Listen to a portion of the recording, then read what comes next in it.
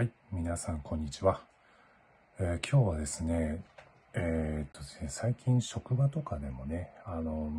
結構ニュースとかでもね、ちらちら見たり、そもそも自分がですね、あまり分かってなかったなということで、ちょっと調べた方がいいかなというところで、大相撲、相撲についてですね、今日は調べてみました。最近だとですね、横綱になった大野里、日本人出身の横綱ですよね。とか、豊昇龍もですね、モンゴル出身の横綱もいますけれども、結構ね、日本人の横綱ということで、久しぶりですよね。調べると、2017年以来、13場所で到達。もう今までで最速だそうですね。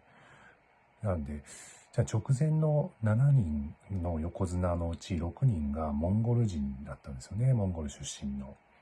なので、最近ではモンゴル相撲とかのね、もうすごい活躍、大相撲でも活躍されているんだなという印象ですけれども、今回大相撲、大野里が横綱になったというところで、自分でもあまり分かってないんで、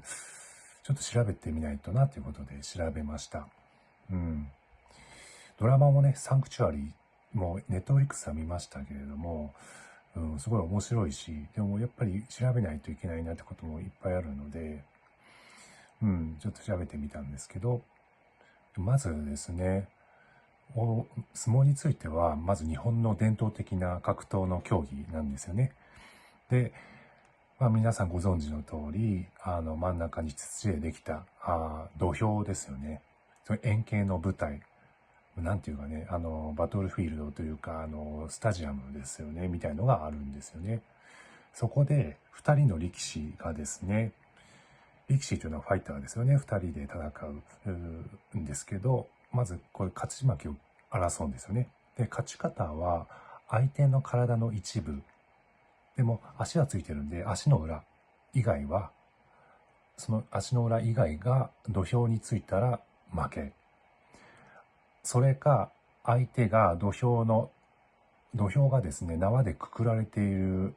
エリアになるんですけれども、その縄の外に出たら、それでも負けという形になりますね。その2つで勝敗が決まる。で、体重の制限がないんですよね。体重なので、体重と、そして持ってるパワーがあると、なお有利になる、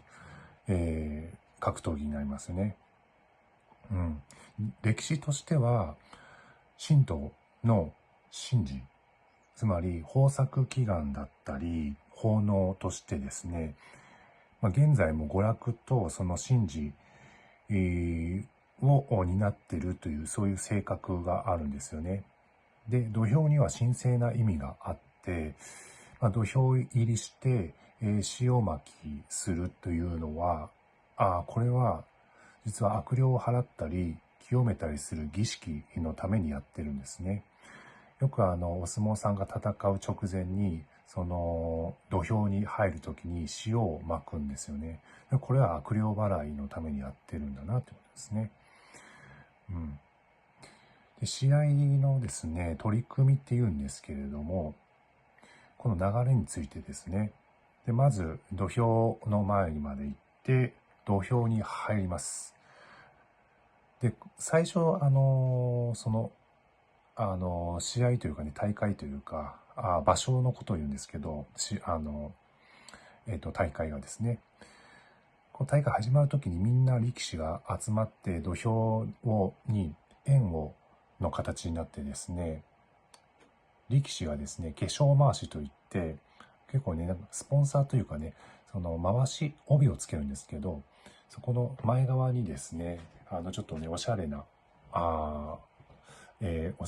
ですね、着飾ったような回しをします。それ化粧回しというそうですけれども、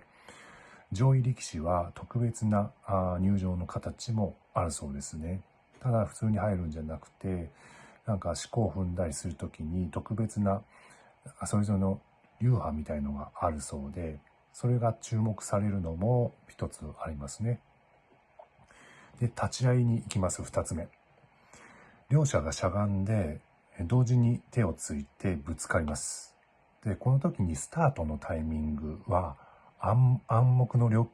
解というかね、暗黙の呼吸なんですよね。あうんの呼吸。そこにね、